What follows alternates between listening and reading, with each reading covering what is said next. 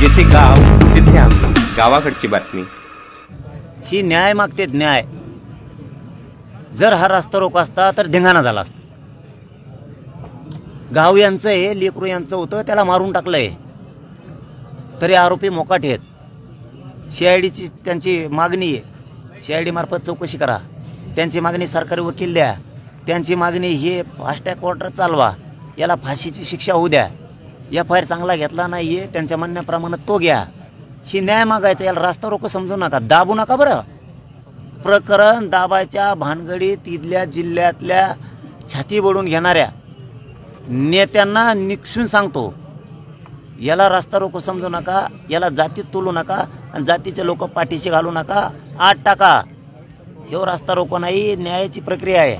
हे लोक सकाळपासून संयमानं बसली आहेत, म्हणजे शांततेत ते मराठा।